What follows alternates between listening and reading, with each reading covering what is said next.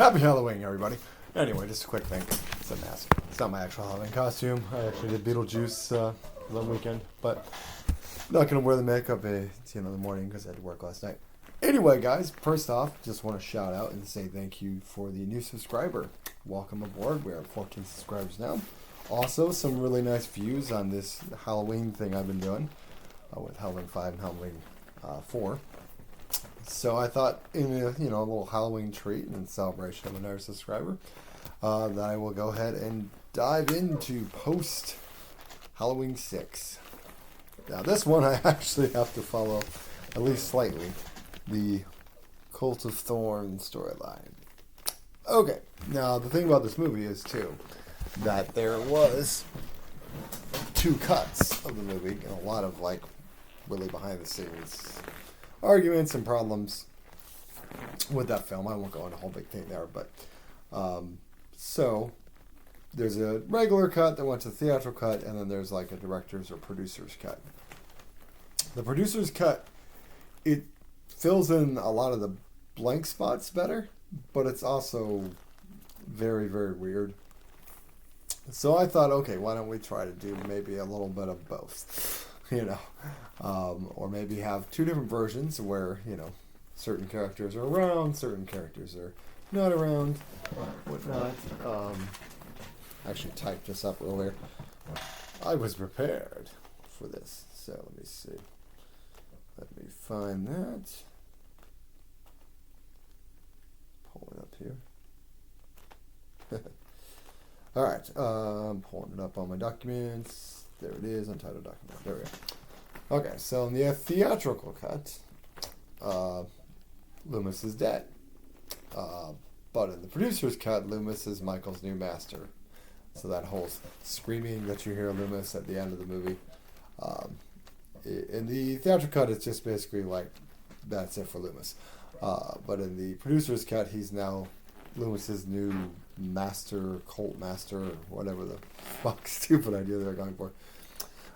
In the theatrical cut, there's that big scene in the hospital or whatever the hell they were, where he basically kills every single member of the Cult of Thorn. But obviously, in the producer's cut, the Cult of Thorn kind of lives through Loomis, I guess. And then I just kind of wrote down characters that were still alive by the end. We still have little boy Danny, Tommy Doyle, Kara Strode is still there alive, and Jamie's baby that we don't mention in the theatrical cut who the baby's from. In the producer's cut, it's Michael's baby, which is just all sorts of weird. And yes, Jamie Lloyd's character is dead in this unfortunate version. So we can't get Daniel Harris back for this one. Now, just a reminder, for anyone knowing this is not setting the movie after. This isn't like we're going back to 1980s, 90s, whatever the case, when it came out, and trying to be like, here is what I would do right then. This is more like if it took what they did with the recent trilogy and just ignored certain sequels. And, so just for anybody who hasn't seen the other ones, that's kind of what I'm doing here. Now, I could certainly do another video where it's like, here's what I would have done with it, because, or here's the things I would have fixed or whatnot. But this one I feel like is more of a challenge because it's like, okay, well, I have to follow this other movie. And I have to see what I can do to make it work or, conclude things, whatnot. Now, in this timeline, we've had the original Halloween 2, Halloween 4, Halloween 5, and Halloween 6. So that means there's already been 6 movies. So I think in this particular one, we don't need another trilogy. This is much like the Halloween 5 thing I had. This is it. This is how we end the whole thing in a big way. Obviously, my Halloween 5 version, or Halloween 6 version I did, doesn't exist in this timeline that I'm doing right now. This is a completely separate timeline. This is all 1 through 5 have already happened. 1 through 6 have already happened. And now this is 7. This is in place of H2O, which H2O is kind of its own little timeline too. But so that's what we're going to try to work with. Now, I'm going to do maybe 2 versions just to challenge myself a little bit, because producer's cut version, we have to acknowledge a lot more of the cult stuff. The cult stuff is still going forward in the stuff. Loomis is now in charge of the cult, I guess. or trapped by the cult of Thorn, the Thorn symbol on his wrist. With the director's cut, we can just pretty much be like, yeah, Cult of Thorn's dead. All right, how are we going to kill this motherfucker? In the producer's cut, they also stop him with runes and stuff, which is just, what the fuck? What kind of stuff were you guys smoking at that time? I'm all for trying to do something different and change it up a little bit, but man, just wow. It's like I saw this interview with John Carpenter where it was just about like, he's like, oh, what do you think about your legacy of the Halloween movies? He's like, I don't care. He's like, I made one, and it was the original. I like that one. What everybody else did was stuff they did. Unless I actually wrote the screenplay and made money, I like those ones because I got paid. So, it's like I liked the first movie. I enjoyed this recent trilogy, but at the same time, it's not like he gives a shit. And I think that's the same thing. It's like people are doing their own thing. So it's like, I get that. But like sometimes, I don't know. It's the problem is like, at least with Rob Zombie, whatever you want to say about his movies, at least his was supposed to be a remake. So it's like, okay, we're ignoring all those sequels. We're even ignoring the original at that point. So at least at that point, whether you like the remake or not, and I've got some mixed feelings on it, you at least could acknowledge that, okay, he was trying to start it over. He's have his own take on it. That I can at least acknowledge. It's when it's like, I think it's more like, well, this is totally connected. Like, the whole thing of like, there's a scene in there, and not to keep going over Halloween 6, but just to get some context, because it is a jumbled mess. But, I think my problem is more with Halloween 6 is that with the Cult of Thorn thing is like, they're basically like, the one old woman, Mrs. Blankenship, whatever, is like saying, he's hearing the voices, just like that other boy heard the voices, or talking to him and telling to kill his sister and do that, And I'm just like, but in the beginning of the movie, you have the older guy, the one that's the doctor that's in charge of the cult, like saying, kill for me, Danny, and all that stuff. And it's just like, so to me, it was really hard to wrap my head around going back to the original thing of just like, Michael Myers was just totally normal kid, totally fine, and then some old guy, doctor who he had not met at that point because he hadn't gone to the hospital yet. It's just like, yeah, kill for the cult, Sam Hain, it's just like, what? So I think that's the problem when these sequels were like connecting to, well, we're explaining the original now. It's like, there's nothing to explain. He's just evil. That's the scary part of it. He's just a normal kid. There's no abuse. There's nothing going on.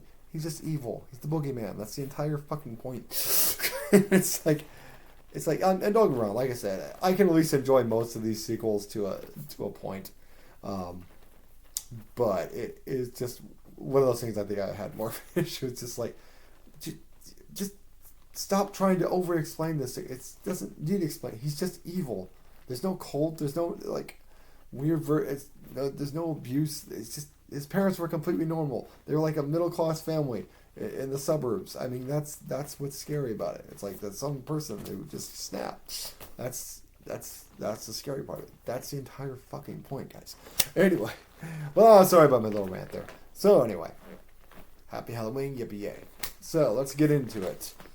Let's get into this. All right. So let's start with the producer's cut. Let's say we're following the producer's cut, so we have to include the Cult of Thorn shit in this stuff, and then I'll get to the director's cut and fix some of that shit. Okay, so with that means we have to have a Loomis, because in this producer's cut, he lives on. Now, obviously, once again, as I said, Donald Pleasance has been gone for a long time. I'm not going to do a creepy thing. I'm not going to have a stand-in just filling in as a younger Loomis. I'm not going to do what they did in Rogue One with the weird computer. No, we're not going to do that. It's nice and interesting and kind of creepy that they can do that, but we're not going to do that. So that means we have to cast a new actor in the role. And like I said, when they did the remake, Malcolm McDowell played him. I don't want to go with that just because I don't want to repeat it too much. This isn't like a comic book movie where it's like, hey, we brought back Tobey Maguire. This is a Loomis role. So I know in the other video I was like, I fan cast Kurt Russell in the role, but that would probably be more like if John Carpenter was involved. Like if we're gonna have a Loomis. John, all right, cool. Kurt Russell, you're Loomis. But at the same time, you look at him like he doesn't really seem like Kurt Russell's great, but he doesn't really feel like a Loomis. So it's got to be somebody who's like got that acting gravitas. And honestly, if he's British, that works out good. So I'm gonna say we're gonna get Patrick Stewart, who is a bit older, but by this point in time, I think that we can, play with that a little bit more. So Patrick Stewart will be in this cut. He won't be in the theatrical cut follow-up because in that theatrical cut, Loomis is gone. There's no Cult of Thorn. It's done. It's just go away. So for this one, yes, we're going to get Patrick Stewart. Do I legitimately think we could get Patrick Stewart for this? Probably not. But hey, this is all fantasy. This is all just what I would do because I'm a writer, I'm an actor, I'm a comedian, comedy stuff, whatever. So I'm just a creative guy. And I like horror films. So most of them, some of them are bad, but anyway.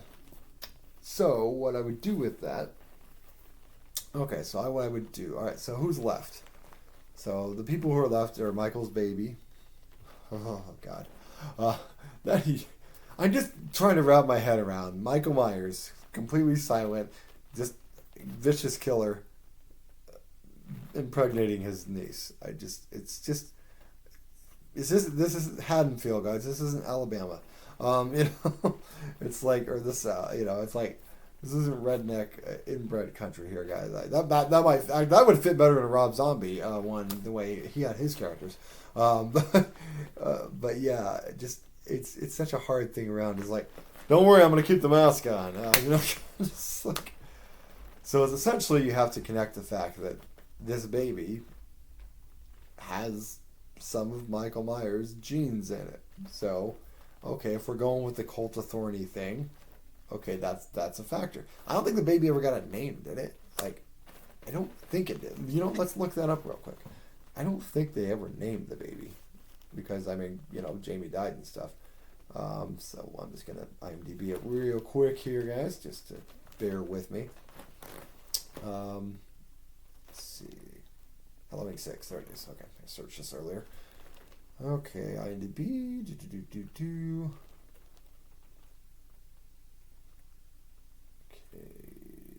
Cast here. John Pleasance, Paul Rudd, Kara Strode, Terrence Wynn, that was the name of the doctor. Okay. Danny Strode, J.C. Randy, Kim Strode, Beth, Deborah Strode, John Strode, Barry Sims. They had a baby in there. Doesn't really say. Okay. All right, so we're not going to worry about naming the baby. We'll figure a name out. It's not that important. So anyway, that's going to be a factor. So last we saw, Tommy Doyle had run off with Kara Strode and her son Danny and this baby to get it away from Michael Myers. And Loomis was trapped at the thing. It was kind of hard to confuse me if Wynn was just like escaping now. And like, oh, now it's your problem. It's like, was he dead? I'm trying to remember the producer if Wynn died then when he transferred the symbol to him. I don't know. Doesn't matter. Wynn's not going to be in there. We're not going to worry about him. All right, so we have Patrick Stewart being Cult of Thorn leader, basically, and probably trying to recruit more people. I think that would probably be the best thing. If you're going to continue the cult thing, he's got to recruit more people that believe in Michael Myers, and maybe some obsessed fans who, like people get with serial killers, sometimes, they're just like, oh, it's so fascinating. I think serial killers are sick assholes myself, but for this one, Michael Myers is not legitimate, so I have no problem with it. So you can play off that a little bit, have a bit of a little cult following. Haha, jokes. Okay, so it's kind of weird too, like Kara Strode. I'm trying to think of like, was she like Jamie Lee Curtis's, not Jamie Lee Curtis, but Laurie Strode's like cousin somehow or something? Because like the Strode family was living in the thing, and I'm like, I was so confused. Like she's somehow related, I guess. So her son's connected there too. So it's like, and if we're going with the Michael being the, brother, that angle there, then it's kind of like, So I'm not really sure exactly how Kara is connected to Michael. I'm not sure if she's a niece or a cousin or what the hell. It's so confusing. Anyway, so yes, I would definitely have Patrick Stewart having a struggle, because even with that thorn thing on him, and he's got to guide and control Michael and stuff like that, but like even with that thorn thing on him, he's got to be trying to fight it. I feel like Loomis would do that, even though he was definitely losing it here and there. I don't feel like Loomis would just like totally go fucking evil and be like, yes, Michael, yes, kill again. But I think he's, right now he's encompassed with evil. Maybe he's even starting to understand Michael's evil a little bit, if we want to go that route there. So I would get Kara Strode back. I would get Tommy Doyle back. I would bring Lindsay back too. We could bring back the original actress if she's up for it. I mean, she came for Halloween Kills and stuff, so. Tommy Doyle, I doubt Paul Rudd would do it. He'd be welcome back if he wanted, but, if not, Anthony Michael Hall wants to pop up and do it again, that's cool. Or we just get a whole new actor, whatever. That's not, like I said, overall, mostly casting isn't that important. I just needed someone to be Loomis, really, but, and then we have Danny and the baby. I'm not really sure who to go. Let's just call the baby, was the baby a girl or a boy now? We're going to call it Judith, just to connect that thing to Michael Myers. It's Judith, his sister, the first kill. That's what we're going to do. Don't know if that was the baby's name. If I'm wrong, by all means, tell me in the comments. So anyway, I'm trying to decide whether to, because some of the other ones we've done a little bit of a time jump, because we're getting Danielle Harris, who's older now, obviously. But I don't know if we should do a time jump in this one or not. We could. That means we have to have an older Danny. The baby's got to. I think we will, just because we can't just have the baby in the movie. That's just it's all right. So the baby's Judith, being raised by Kara Strode, along with Danny and Tommy Doyle. We'll say they were already having a kind of a romantic connection, even though Tommy Doyle was kind of weird. Paul Rudd's performance is such an interesting one. It's so interesting to see how how he's become so much better. As an actor. Hey, we all grow, right? Anyway, so, like I said, I would say they definitely left Haddonfield. They were definitely getting the hell away from there. Because, her family's dead, her mom and dad are dead, her brother's dead, and all that stuff. So I would say they've moved on. They've gotten out of there, gotten as far away as they can.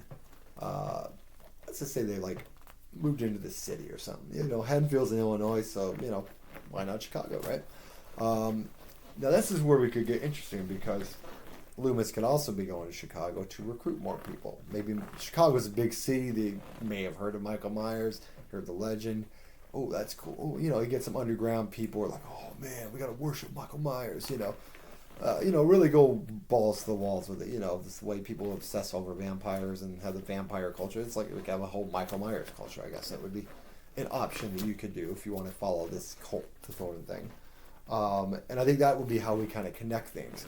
I'd like to think that they're doing well. Like Tommy Doyle, maybe he's working a decent job in the city, and they have a nice house. Maybe I kind of have this idea of sort of going with the John Carpenter original idea for Halloween 2 was the high-rise thing. And when you put it in Chicago, that could be interesting. Now, I don't want to have the whole thing take place in Chicago. I just want to have them, that's where they're at right now. And then they'll gradually have to find their way back to Haddonfield, because that's where, where we have to end things is Haddonfield. It's where it started, it's got to end there. So I would say, yeah, I have this idea of I feel like someone has to die, though. One of the characters has to die. I'm trying to think of which character should die. Now, I think there should also be a concern with Judith, too, because I feel like... It's funny, because isn't that the name of the sister on Walking Dead? It's a connection, I guess. Yeah, but if we go with Judith Strode, I guess, or, Doyle, whatever. If we go with that, I feel like there should be sort of that same balance. The same thing Loomis is dealing with. They're concerned about Judith inheriting that evil. They're still... Even though they've moved out and gone to Chicago, I think they're still, they're still very concerned, because Michael's still out there. They heard Loomis is dead. Or no, they didn't hear Loomis. They thought Loomis was dead. So, maybe have a situation where they run into Loomis. And, And then Tommy Doyle can be concerned because he says that didn't feel like the Dr. Loomis said I knew. There's something, sort of kind of, if you saw Halloween Ends, sort of how Laurie Strode could kind of sense the thing with Corey a little bit. But just like, that doesn't feel like Loomis. There's something going on with him, So I would say, if you wanted to go that cult route, we're going here, because this is where we're at. This is where we're at, the cult thing. This is, like I said, we gotta follow it. We're gonna try to build this up. So who should get killed? I feel like we should have a big kill. Kind of go the Scream route, have a big kill in the beginning. So I would say Michael kills Danny. We're gonna kill Danny off. And I would say they come home and Michael has killed him, but they think Michael's gone, and all that's left is Judith there, and she finds the knife or whatever, and they walk in staring at it. So there's a kind of a concern that, oh my God, the evil is concerning. So now it's like, Kara Strode's a mess because her son is dead, and especially considering Howling 6, how they were trying to push him into the cult, be a follower, now he's dead. Okay, so, sorry, Danny. We love you, man. It's all good. But it was either that or kill Kara Strode, I felt like, because Judith Myers has Judith has a connection with Michael. So we're going a little bit of that connection route that, Danielle Harris's character had with him. So we'll go with that. And obviously Kara Strode's a mess, so Tommy Doyle wants to get her out of there, get her back. So they go back to Haddonfield. Why in God's name they went back to Haddonfield? But man, actually, here's what we'll do. He ends up talking to Lindsay and saying, Lindsay, oh my God, this has happened. Is Michael, what's going on? And she says, I think Michael's back. And I think Dr. Loomis is connected to him now. Something's going on with this. I've been seeing things in Chicago going on and recruitments going on, and that the cult is building strong again. Now, granted, Lindsay wasn't around for Halloween 6, but that doesn't mean she wouldn't be around so. So Tommy's like, can we please stay with you? Can we just come back? We can figure this out because we have to find a way to stop Michael Myers. And I think Lindsay's been doing some research herself. I think there's still a connection. I think they're, old friends. And I think that, we get into that kind of situation. And then we can even, excuse me. Oh, God, I gotta get some water. Hold tight, guys. I'm going to pause this for just a moment. And pause, is that? Oh, there it is. There's pause. Sorry, guys. I just got a little dry mouth there. So, got some water. I'm good now. So anyway, yes, they go back to Haddonfield. And Lindsay says, I got some information here. I think there's a way we can finally stop Michael. Sorry about that. Actually, I hit pause again. Anyway, so it's like we have to try to reach Loomis, and we have to get through to him because something is definitely off with him. So they kind of set something up with Loomis. They kind of maybe call in to like, we want to join the cult of Michael Myers, And so they kind of trap Loomis, and then, they try to get through to him and say, look, and Kara Strode's very upset, like, he killed my son. And now I'm afraid that it's going into Judith now, too. And there's a lot of mistrust. And Judith is definitely buying into it. She's kind of a little, like, she's traumatized, too, because she just finds her, her stepbrother dead. And now everybody thinks she killed him, and that this evil is starting again. So it's very much a struggle. And unlike in Halloween Ends, we're not going to have her go full evil. I think that's just, that worked for that particular story. But I think, we're trying to balance things out here. So yeah, I think they're trying to plan a thing. They're trying to get through to Loomis. Loomis is like, I'm trying to fight this thing. The evil has overtaken me. His power is too strong. So anyway, it'll lead to basically being a way to kill Michael. The only way to kill him would be by a blood relative. So we pretty much, Judith is this little girl. So I would say it's kind of, calling back a little bit to Jamie a little bit. So somehow, it comes down to, now obviously it would be like, oh, no, it's a little girl killing him. But I think that she's kind of the bait, basically. because Kara Strode, as I said, somewhat has a connection there too. So it'll come down to it. The cult members will be there, and they'll be lined up. Loomis will kind of get through to them and say, "We must sacrifice ourselves to Michael," and basically all the cult members just get slashed and killed, just like he did in Halloween 6. And Loomis will trap Michael, handcuff him, basically, and then they'll put Judith in front of him.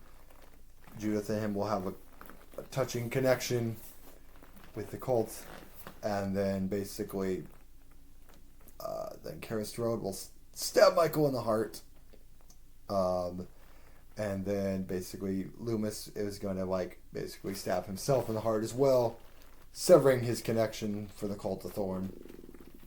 And basically, Michael, they will take his mask off and destroy it, because that's what you have to do, destroy the mask. And that's what Lindsay basically tells you: you have to destroy the mask. You have to destroy the mask. Get this done. Kill this. And so they set the mask on fire. They bury the mask, whatever the case they need to do. And then they get the hell out of Haddonfield. And they get a happy ending. Michael's gone. And that wraps it up. There's 7 movies, minus Halloween 3, of course.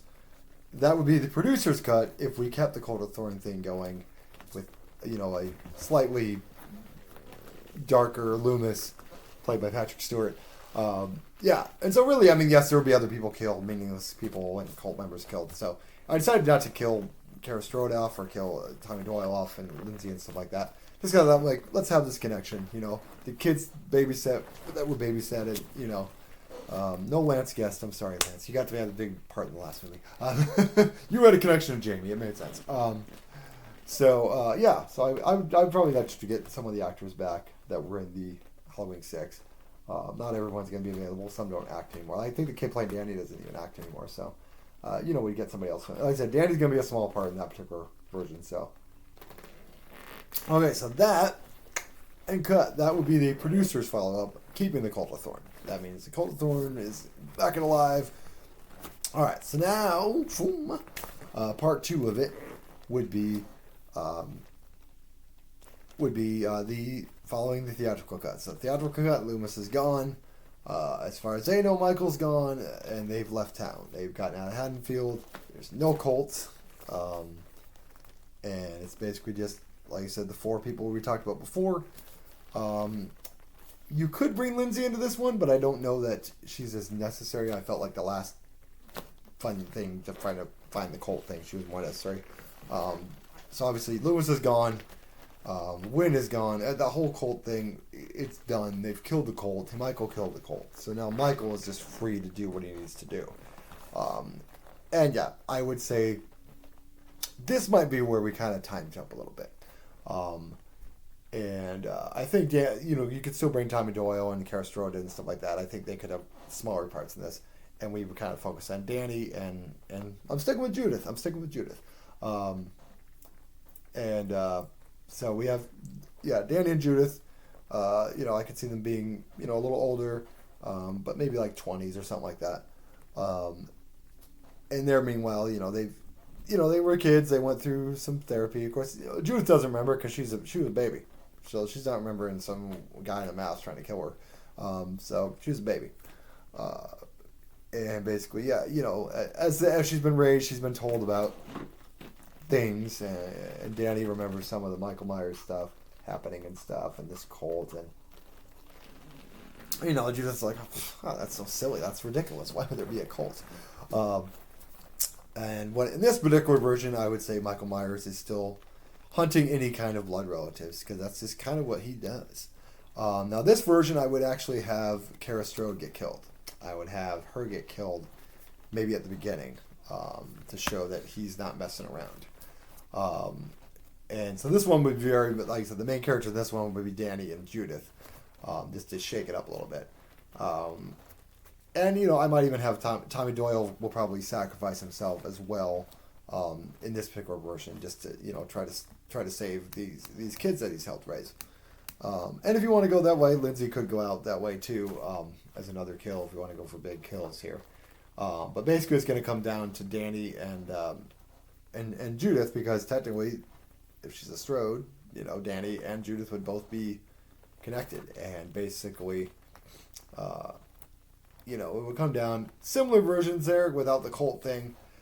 It would come down to just basically we have to kill Michael, you know, and bring his body to Haddonfield, and basically put him to rest, basically. And I would say let's take it to the Myers house, and just absolutely torch the place, absolutely burn that sucker to the ground with Michael inside. You know, do whatever you got to do to him to kill him finally, and, you know, end this blood feud, this family thing of just going after everyone he's related to. And yeah, I'm not sure exactly how I would kill Michael, but I would burn the Myers house, let the Myers house and the mask be kind of his overwhelming power. Michael's been through a lot of shit by this point. You know, he killed his sister, he killed his babysitter, you know, he's killed these people. He killed these people at the hospital.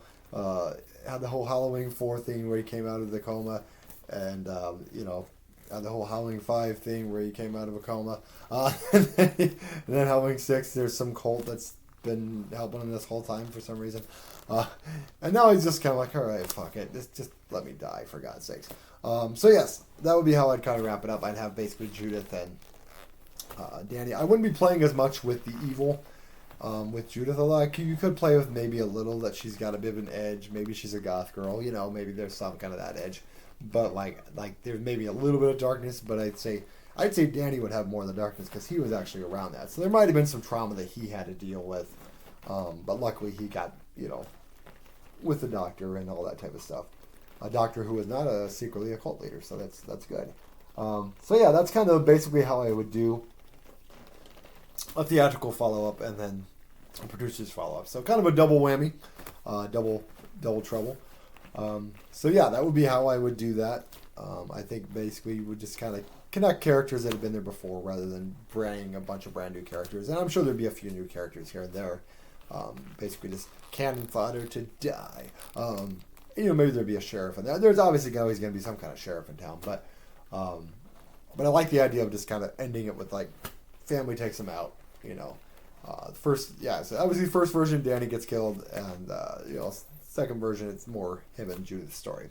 So okay, cool guys. So that is my Halloween 7. The final Halloween, or evil dies finally, or evil dies tonight. No, it's fine. I don't know what you call it specifically. But yeah, that would be how I would end it, with following a Halloween 6 thing. Cool. So that wraps up Happy Halloween. Hope you enjoyed this little thing here. I need to go take a nap because I got to work tonight. But everyone have a happy Halloween. I will definitely do some more follow-up ones. I will try to do a follow-up to H2O. I think H2O should have. But, you know, if you had to do a follow-up to H2O, but do it a little bit better, I could do one of those. I can even do a Resurrection follow-up, which, that one's going to be challenging. I'm not going to lie. And then, like I said, Season of the Witch, maybe the Rob Zombie movies, although I've only seen both of those one time, because once was enough for me. Yeah, so that's pretty much the challenge. And then maybe even like a Halloween 2. You know, we had that with Halloween 4, but, you know, maybe there's something with Halloween 2. And like I said, Season of the Witch for sure. We'll follow up kind of the anthology route, or maybe even find a way to Season of the Witch is connected.